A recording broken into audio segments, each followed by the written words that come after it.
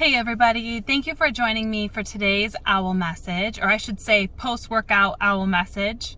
A little tidbit, sometimes you gotta catch yourself when you're inspired, and lately since I've been, always when I work out, but lately after I've gone to my Krav Maga class, I've felt a lot of stuff come up and out, and then I'm able to then share that wisdom and those stories with you. So thank you for joining me for today's post-workout owl wisdom.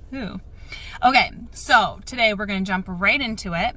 We're talking about how do you take care of yourself? How do you kind of survive in an environment in a toxic or abusive environment that isn't easy to just quickly pack up and go?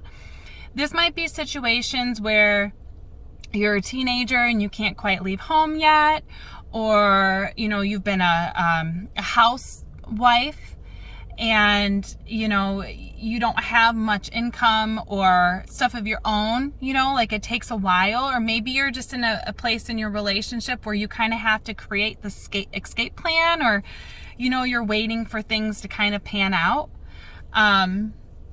And then personally in my life, that's what had to happen. I kind of had to get all my ducks in a row. I had to get everything set up. So for 6 to 9 months, we're kind of stuck. So how do you cope? How do you deal with being in this kind of environment where you can't just up and leave? So I have four things for you here. The first thing to do is create a safe space. So, maybe if this is a spouse, you can't necessarily, turn your bedroom unless you guys now have separate bedrooms and you're able to have your own space.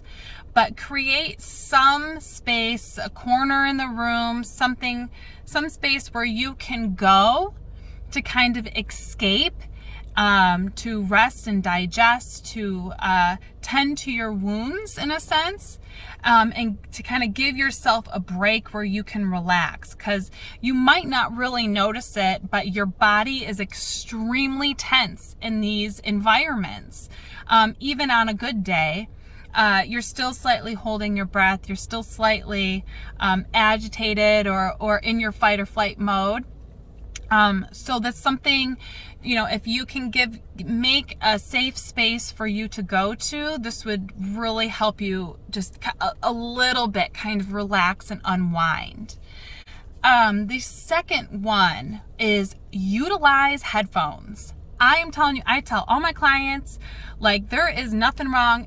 First, just starting your day off, especially if you have anxiety and depression and your ticker tape thoughts can be very intense, especially in the morning, the intrusive thoughts. So I tell clients, pop in your headphones, listen to a book on tape or a podcast or some groovy music that makes you feel good, something to kind of, this is a healthy distraction from the negativity. I don't want to say, to be avoidant, but sometimes we need these healthy distractions. It's so that we're not stuck in our head and then overreacting, or to them. It helps us stay more grounded. So utilize your headphones, right? Number 2, practice saying no without guilt. And for those people pleasers, that is very, very, very, very, very hard to do, because you're afraid of being labeled the bitch, right? You're like, I don't want people to think of me as being a bitch, right? Well, sometimes being a bitch equals boundaries. And you'll find the people who want to label you as the bitch are the people who benefit from you not having any boundaries, because your boundaries means they can't take advantage or manipulate you anymore. So now you're a bitch. So you have to be okay with being the bitch or the asshole, and when it has to do with laying and maintaining your boundaries. And the fourth thing to help you cope in an environment, a toxic environment that you cannot get out of right away, the fourth thing to do is to validate your own reality. People with big hearts, people pleasers, empaths, codependents, we so easily buy into other people's realities, other people's stories, and a lot of time they do it by pulling our heartstrings because we're so empathic and caring, and we want to help others that they have to go, woe is me, and it's like, oh. But then also, again, going back, or I should say, I'm getting ahead of myself. So validating your own reality, it's like when somebody hits you and then you say, well, okay, I'm thinking like as a child, not like grown-ups or whatever. Like a kid hits and it's like, ow, don't hit me. Why'd you do that? And it's like, well, the other kid's mad. And it's like, you don't feel bad for that other kid who's mad that hit the first kid, right? Like you see how that's all connected.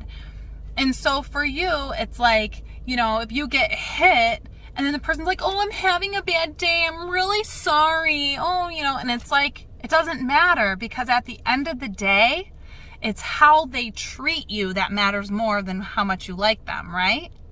So validating your own reality means that my feelings come first. In your own world, as in, because we want to put everyone first before us. So we are challenging ourselves to put ourselves first and to validate our own reality. This is what I'm feeling. This is what I need. So I hope those 4 tips helped you. They sure helped me. And they definitely help my clients as well. If you have any questions or you want to reach out. If not, I will see you next Sunday. Take care, everybody. Bye.